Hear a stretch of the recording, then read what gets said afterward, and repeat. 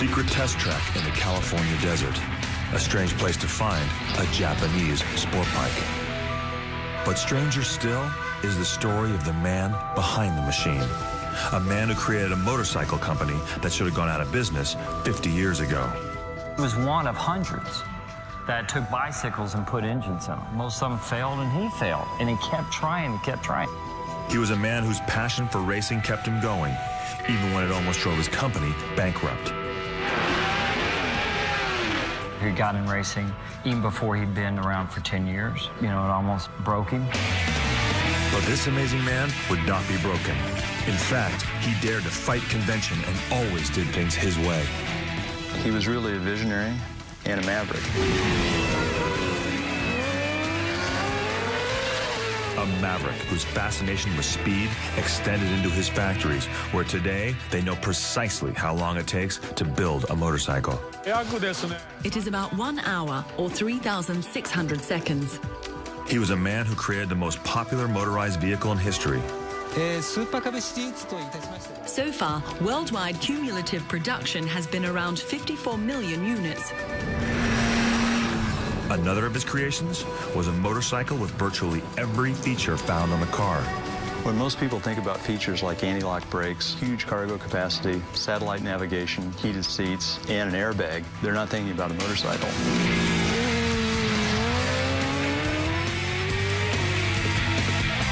And most people don't think about the man behind the motorcycle, the man who never gave up, the man who built the largest motorcycle company in the world. Few people even know that his first name was Seiichiro, but everybody knows his last name. It's Honda.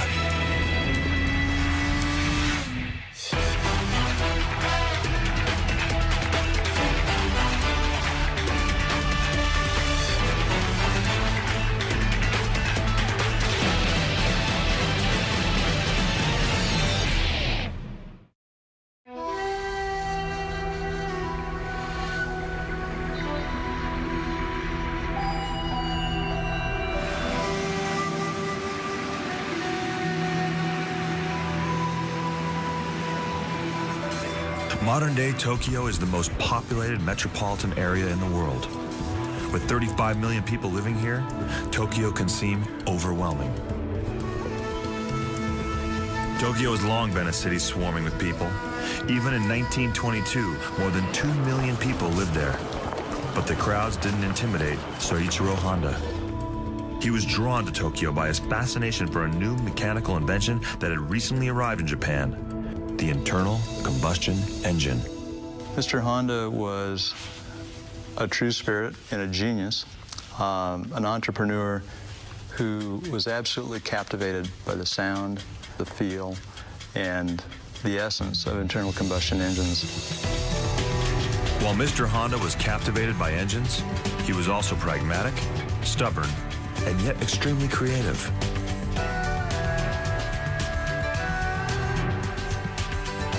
Without money or connections, he would never become part of Japanese traditional corporate culture.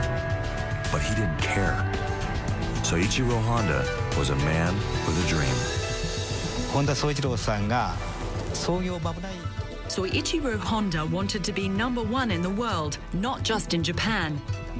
That was his dream.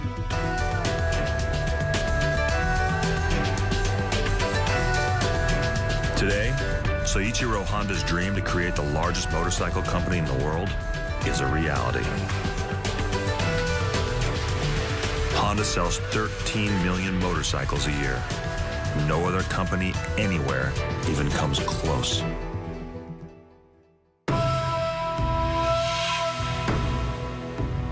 Soichiro Honda was born in 1906 in a small village that eventually became part of Hamamatsu, Japan. His father was a blacksmith who also repaired bicycles.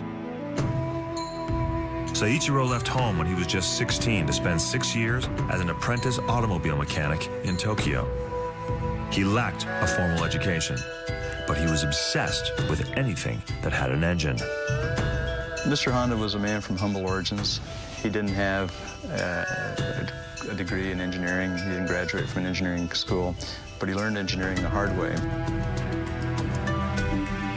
Having learned to be a mechanic, Seiichiro Honda went home to Hamamatsu in 1928. Just 22 years old, he opened a small automobile repair shop called the Art Sokai, and soon gained the reputation of a man who could fix just about anything wrong with a car. Seiichiro's mechanical talents also fueled his passion for racing. He built his first race car from a junk pile collection of old automobile parts.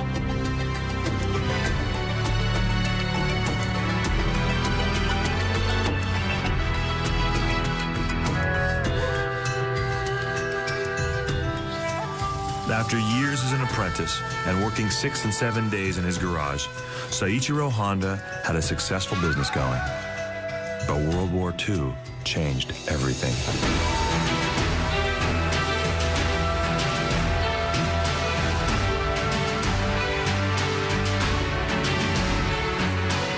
In 1948, Seiichiro Honda risked his entire life savings, $3,200, to open a new business. The Honda Motor Company. Its initial goal? Provide desperately needed, cheap transportation for a country coming out of the ravages of war.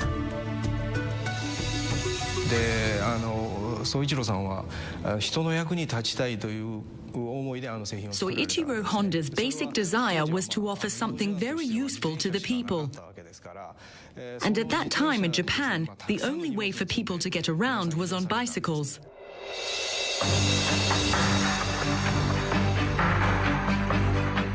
Working out of a wooden shack, Seiichiro Honda and a few helpers wrenched small, Army surplus gasoline engines onto bicycle frames.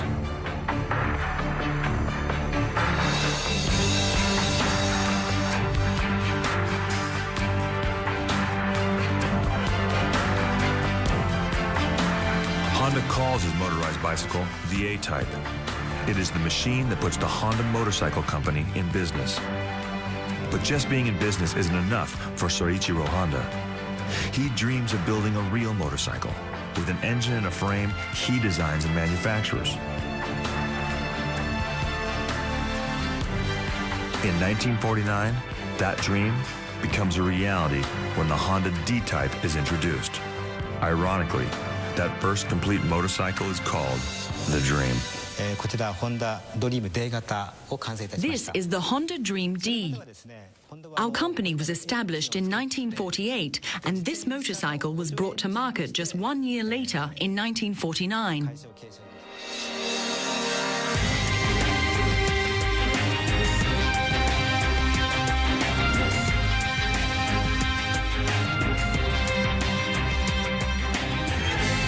The Dream D is a huge success, and by the end of 1949, Honda has 60% of the Japanese motorcycle market.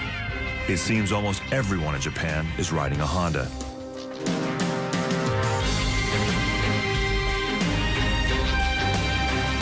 Many of those motorcycles are yet another new model, the Honda Dream E. Introduced in 1951, the Dream E is a breakthrough model for Honda in both performance and sales.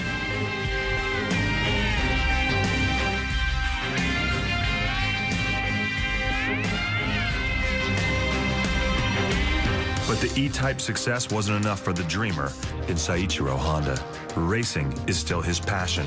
And in contrast to traditional Japanese modesty, he issues a remarkable public challenge. In 1954, with his company just barely in its infancy and just barely getting its financial footing, he shocked his employees by saying, well, now that we're an established motorcycle company, we're going to go racing, and we're going to win the world championship. And everybody was stunned.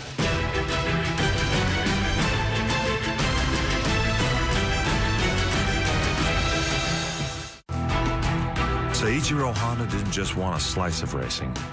He wanted the whole pie. So in 1959, he borrows money he doesn't have to enter 4 bikes at the Isle of Man. Trying to avoid unnecessary attention, Honda's factory race team shows up calling itself the Honda Speed Club. Hardly anyone pays attention to the little upstart company from Japan. But that doesn't faze Seiichiro Honda.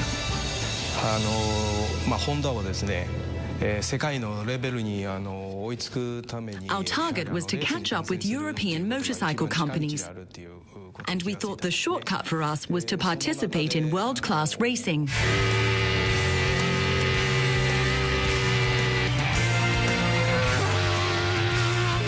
In 1961, the only heat being felt was by the competition, as Honda wins the Isle of Man. Running at the Isle of Man is expensive, and because Honda borrowed so much money to go racing, the Isle of Man almost puts the company out of business. But it also reveals a lot about Seiichiro Honda's determination to win. They were spending a lot of money. He hadn't been in business 10 years yet, right? And money was starting to deplete, and he was getting unhappy with the way they were built. I mean, there's stories of him throwing cylinders. Mr. Oguma, who's my team manager, had a scar on his head. I mean, he was also a perfectionist. Whatever he told you was exactly how he felt.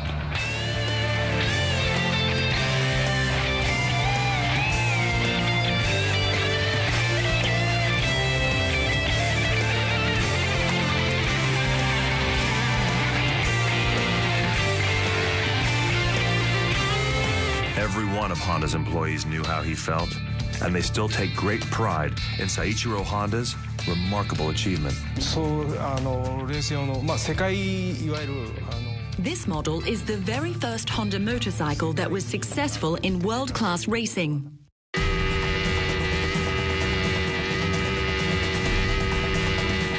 Winning the Isle of Man was a remarkable achievement, but it would take more than racing victories to become the largest motorcycle company in the world. To achieve that part of his dream, Seiichiro Honda turned his focus to the American motorcycle market. The major, most important motorcycle market was the American market. To understand the American market firsthand, Seiichiro Honda comes to the United States, and he is shocked by what he discovers. He was really surprised. In 1950s in America, many people believed that there were only two kinds of people that rode motorcycles: outlaws and motorcycle cops. Seiichiro Honda may have been surprised by the negative attitude towards motorcycles in the United States, but that didn't stop him from taking on the U.S. market. The market in the U.S. at that time was stagnant and somewhat exclusionary. It was hard to become a motorcyclist physically, financially, and socially. And Mr. Honda decided that that shouldn't be. The American Honda Motor Company is created and opens its first office in Los Angeles on June 4th, 1959.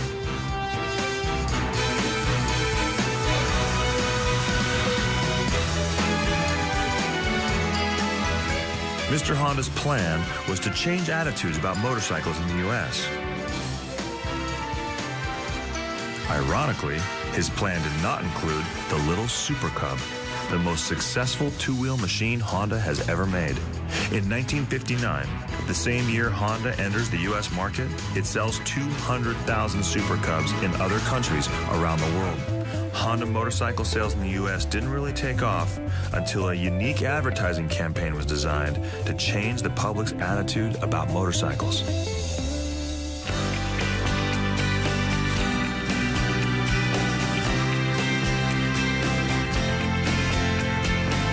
The commercials first run in 1963, and Honda sells 100,000 motorcycles that year.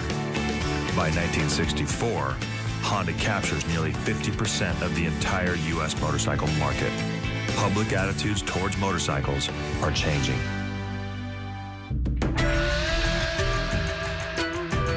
Honda's sales success leads to more research and development. And by the late 60s, Honda is ready to take on all comers with a new motorcycle directly targeting the U.S. market.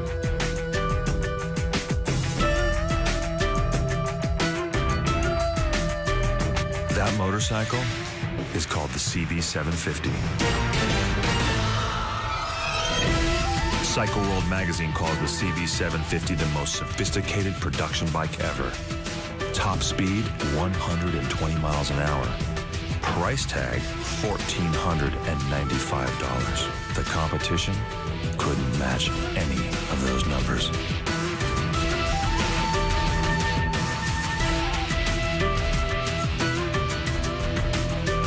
この CB750 フォアの前の CB450 が This CB750 impressed people with its performance, and the price was very reasonable. That's why the CB750 was a big hit not only in the United States and Japan, but all over the world. This model could be regarded as the flagship of the sporty motorcycles for Honda.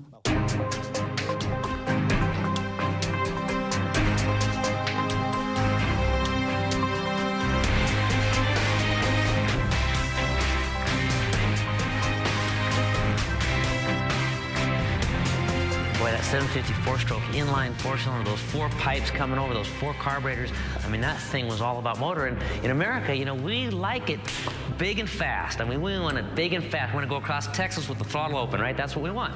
The CB750 fed that fantasy in all of us.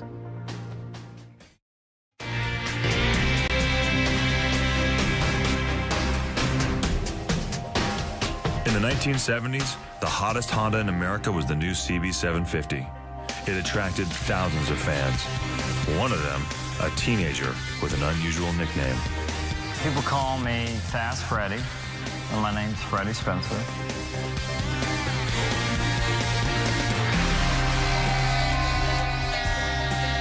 Freddie Spencer was another reason CB750 sales skyrocketed in the U.S.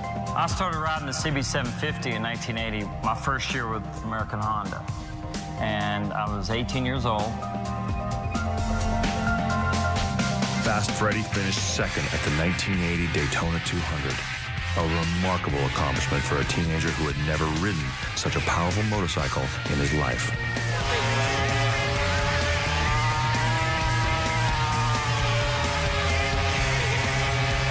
In 1982, Freddie Spencer became the youngest rider in history to win at the highest level of the sport, Grand Prix racing in Europe. He was just 20 when he shocked the racing world by riding a Honda to victory in the Belgian Grand Prix. It wasn't just the idea of go out there and do the best you can. At that level, it's war.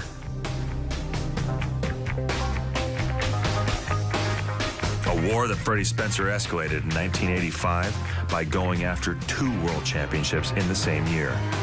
Freddie would compete in 2 different classes of racing based on different engine sizes. No one has ever tried that before or since, and no one thought Freddie could do it, except for one man, the Maverick, Seiichiro Honda. He respected the fact that nobody thought we could do it. No one outside of Honda might have thought racing and winning in both the 250cc and 500cc Grand Prix classes was possible. But inside the company, Seiichiro tells the racing division to make it happen. The result?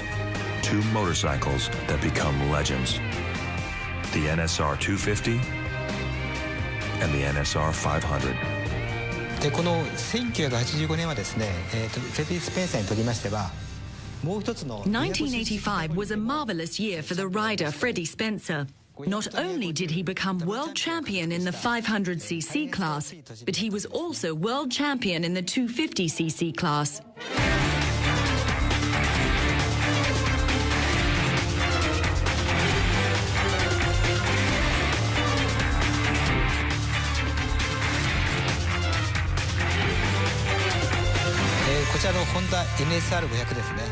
This is the Honda NSR 500, the factory race bike that in 1985, the genius rider Freddie Spencer won the World Championship Grand Prix on.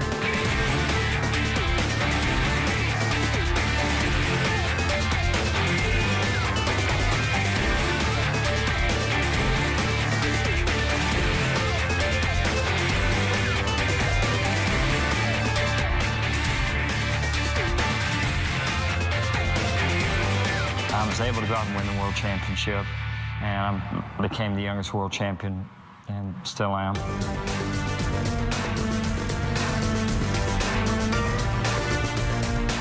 In what is perhaps the greatest single season ever for one racer, the man nicknamed Fast Freddie becomes the only racer to ever win both the 250 and 500cc Grand Prix championships in one year. And Seiichiro Honda shows the world another side of his maverick personality. Instead of the normally reserved public image of a Japanese corporate executive, Mr. Honda cries. Mr. Honda was standing down on the podium. He had tears streaming down his face, and I got him up there, and there's a picture of him up there, and I've got my arm around him. And for Fast Freddie, it would take a while to realize just what he and Mr. Honda had done. You know, deep breath, deep release of breath. It was so demanding that the truth is that it took a while for it to sink in.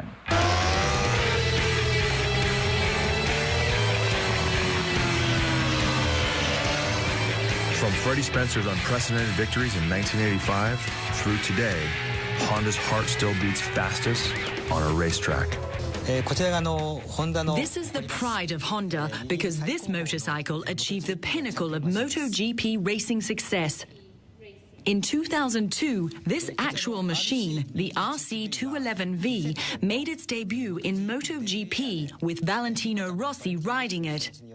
And we won the World Championship. RC211V, really the fastest, best bike in the world, as it proven in Grand Prix. If you win in Grand Prix, you're building the best in the world. The RC name tag for Honda is magic.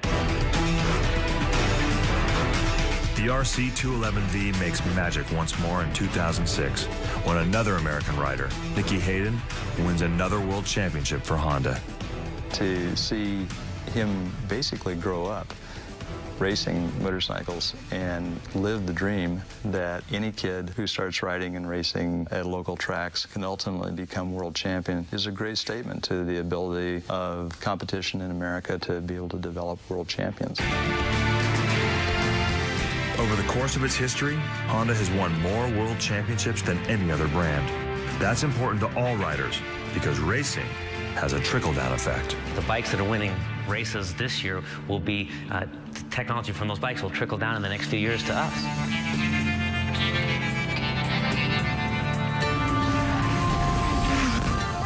Another part of Honda's legacy is how technology developed for racing always ends up on bikes anyone can buy. Honda's latest sport bike, the CBR 1000RR, is a great example of how street riders benefit from racing. Just light, incredibly powerful, superbly agile, and that's what the new 1000RR has sort of done.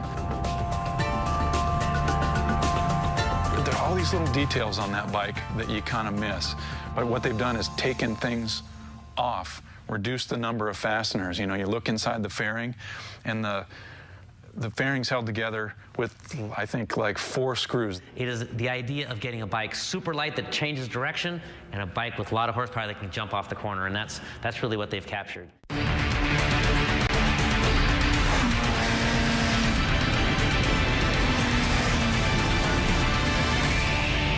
Honda CBR 1000RR is the company's top-of-the-line sport bike.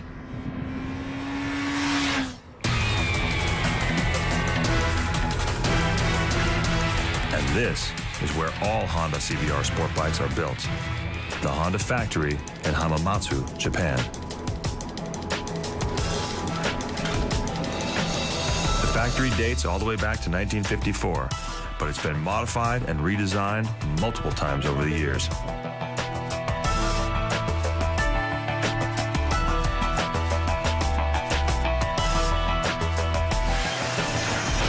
One thing that has never changed at the factory is that everyone always wears white work clothes. It is a unique form of quality control.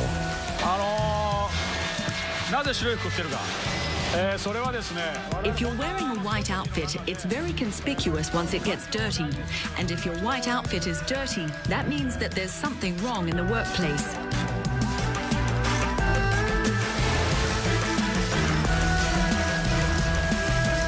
It is a very efficient workplace. Ask how long it takes to build one CBR, and the answer is virtually right down to the second. It is about 1 hour or 3,600 seconds.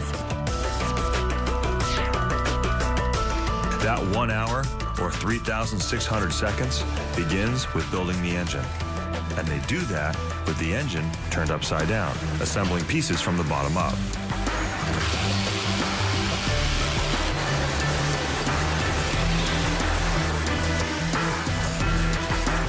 When an engine reaches the final assembly line, it's flipped over, or as they say at Honda, turned upside down in the right direction.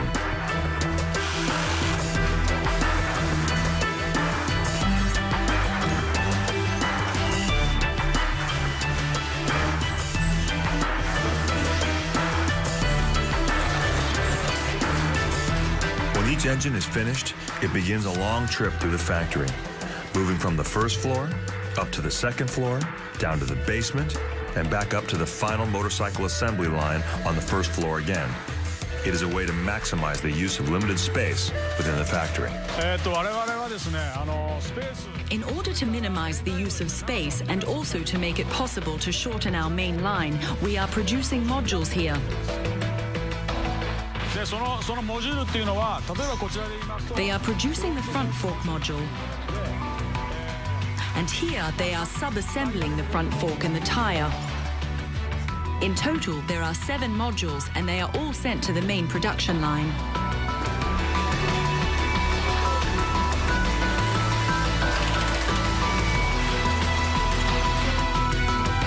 All the sub-assembly modules move around the factory on conveyor belts, perfectly synchronized by computer to arrive at precisely the right place and right time on the final assembly line. The first step is to install the engine into the frame. This is a very important part of the process because the engine becomes part of the frame. There is a specific order in which the bolts need to be tightened, and there's a certain level of strength at which the bolts need to be tightened. All of these details will have an impact on the performance of the machine.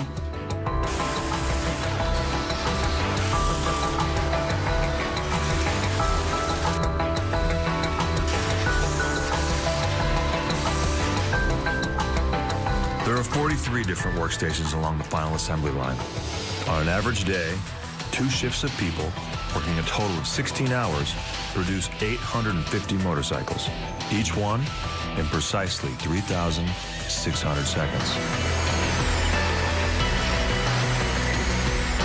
After 3,600 seconds on the line, each finished motorcycle is fired up for the first time and ridden onto a special test platform.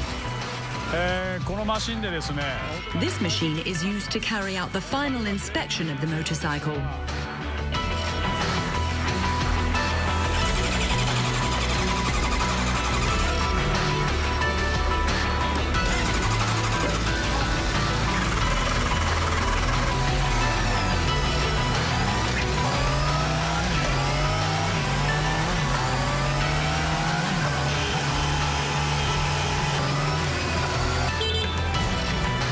Final inspection makes use of a very sophisticated machine.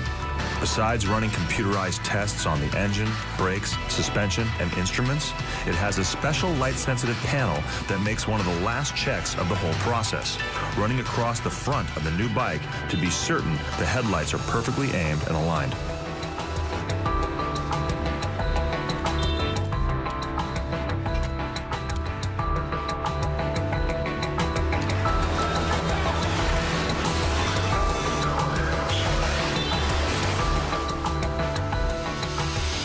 Whatever model is being produced in Hamamatsu, the factory is a classic example of Japanese efficiency and quality control. The way they build their bikes is the way they define their brand. Everybody's got an opinion on quality, but man, I can't think of too many people that wouldn't put Honda at the top of the heap for durability, quality, long-lasting. On this line, we average 850 motorcycles per day, and at that rate, we see one motorcycle come off the line every 60 seconds.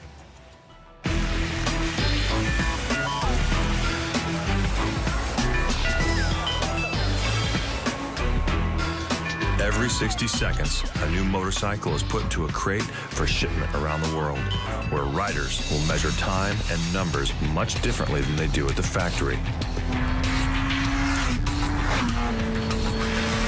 Like 0 to 60 miles an hour in 2.9 seconds, a top speed of 181 miles an hour,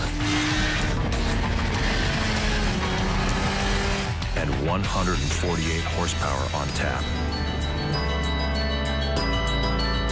The CBR 1000RR is the fastest Honda sport bike.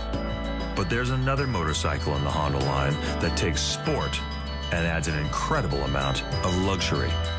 That bike is called the Goldwing.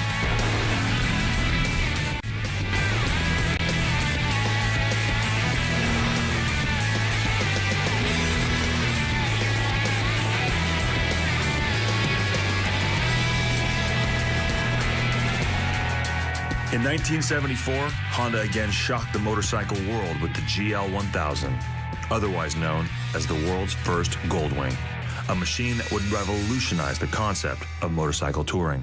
最初のこのコンセプトはですね、スーパースポーツモデルでした。The first concept applied to this Goldwing was to make it a super sporty model, even though right now it's known as a Grand Tourer. But when we first started exporting it to the United States, the Goldwing was considered a super sporty motorcycle. The GL1000, in the mid-70s was really kind of introduced as a super bike, but it progressed and evolved into this new kind of motorcycle, the full rig tourer.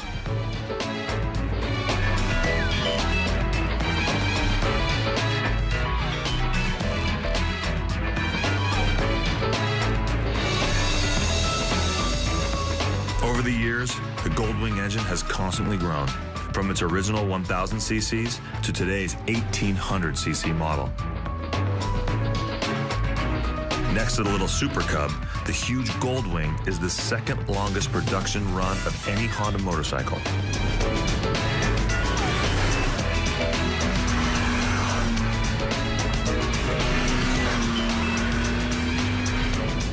More than 500,000 Goldwings have been built and sold in more than 60 different countries.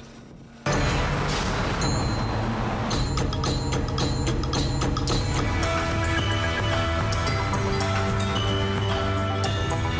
Goldwing is such an important icon that it occupies center stage in the main lobby of Honda headquarters in Tokyo, Japan.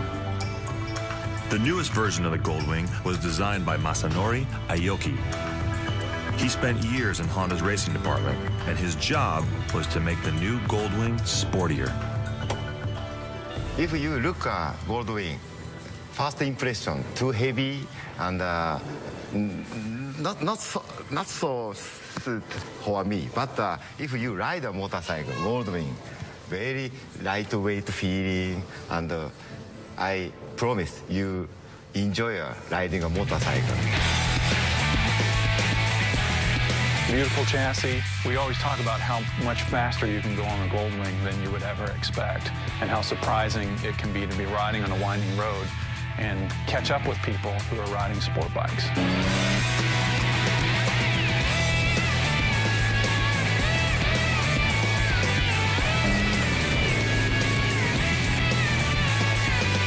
The newest Goldwing is the 5th generation of a motorcycle that's been in production for more than 30 years. Few motorcycles can match such longevity.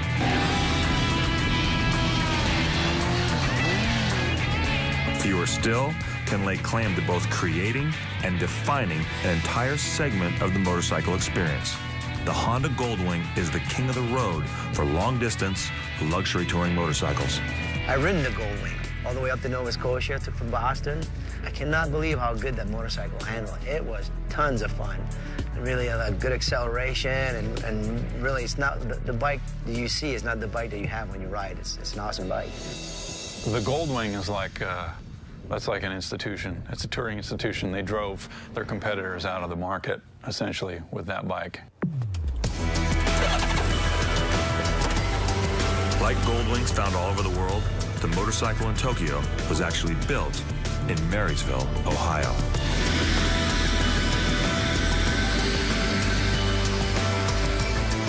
The factory in Marysville, Ohio, was yet another part of Seiichiro Honda's dream. Once again, the Maverick had defied popular belief.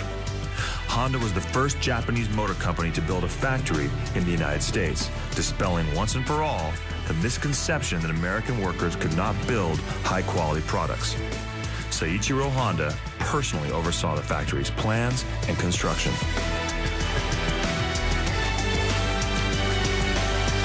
The factory in Marysville produced its first motorcycle on September 10th, 1979. It helped pave the way for Honda to go on to build everything from automobiles to minivans to power equipment products in the U.S.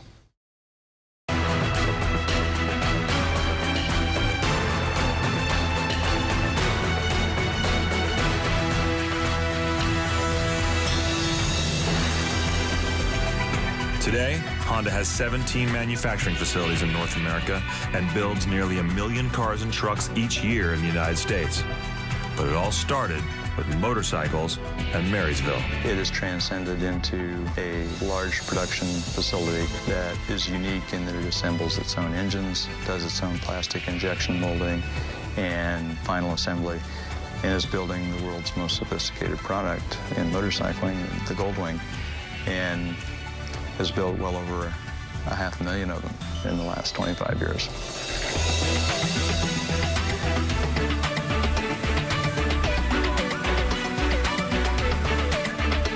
The Goldwing is so complex that it shares a lot of its technology with its four-wheeled relatives. The beauty of the navigation system on the Goldwing is that it's the same system that's found in our automobiles.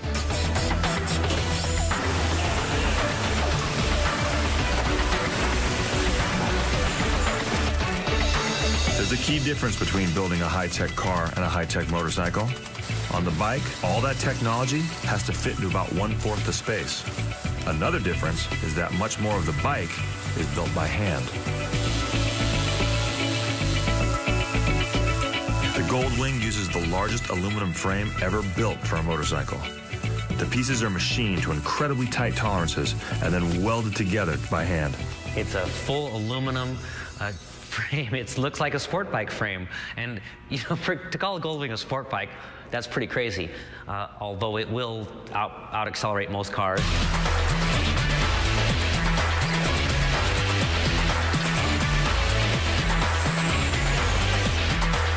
The 1.8-liter six-cylinder engine is as large as engines used in many cars. The 6 is a completely unique engine, horizontally opposed, a 6-cylinder engine that offers perfect balance. It's an engine that's so smooth that you can even balance a nickel on it while it's running.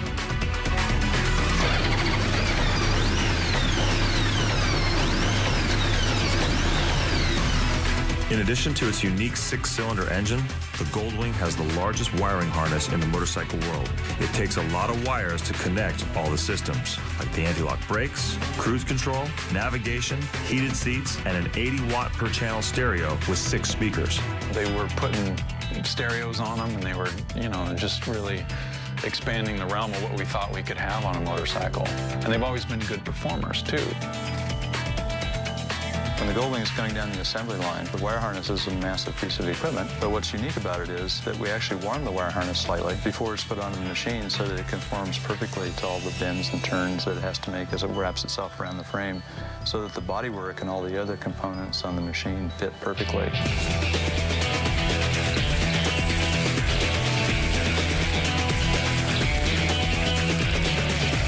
Many of those components are built as sub-assemblies in other parts of the factory. Sub-assemblies like the front and rear wheels, the suspension system, body panels, including the iconic Goldwing trunk and saddlebags, are moved to the final assembly line on giant overhead conveyor belts.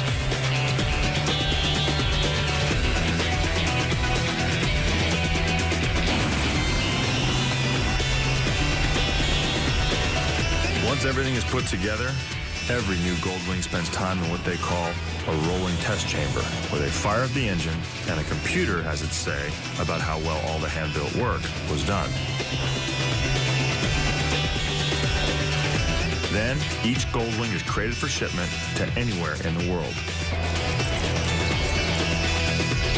But the story doesn't end here.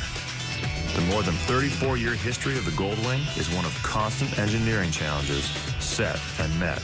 And that story continues.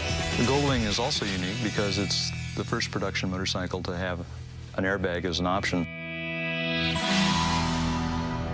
Wherever in the world they're made, new Hondas always seem to end up here, in the middle of California's Mojave Desert.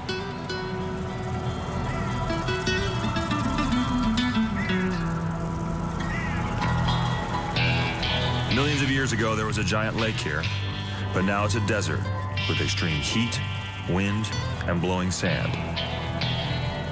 It is the last place anyone would want to take their own motorcycle. But one of the first places Honda goes to test its newest machines.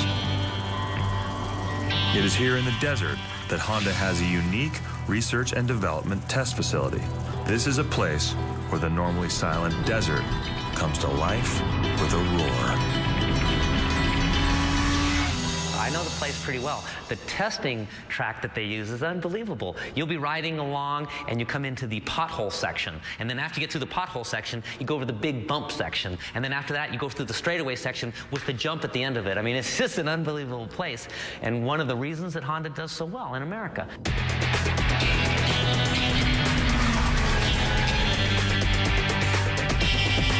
There are bumps, dips, and intentionally bad pavement, all designed to test the motorcycle in the real world.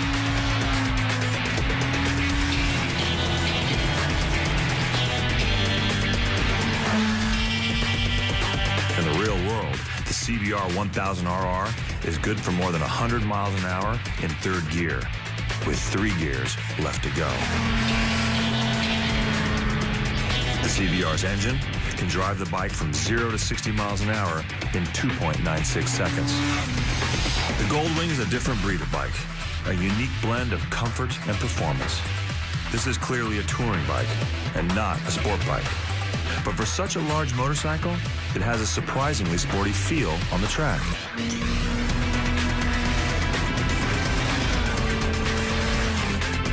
Seiichiro Honda would be pleased with the newest Honda motorcycles. I'm very fortunate to have spent quite a bit of time around him. We would talk, and he would tell me back when he first started, you know, his dream.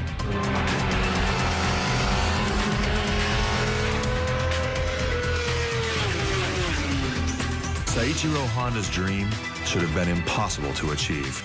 No one knew or cared who he was when he started. An uneducated young man from rural Japan, he was a maverick without money or connections.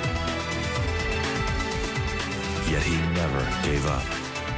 And today, the largest motorcycle company in the world bears the name Honda.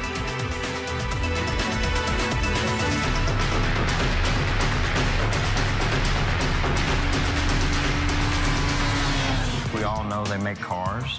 You know, they got into the car business. The true passion in Honda is motorcycles. Some industry observers have said that everybody who rides a motorcycle today, regardless of the brand, has benefited from what Mr. Honda did for the motorcycle industry in the United States in the 1960s. And I think it's true. Any other form of transport, there's nothing comes even close to the feeling you get from riding a motorcycle, the thrills you get.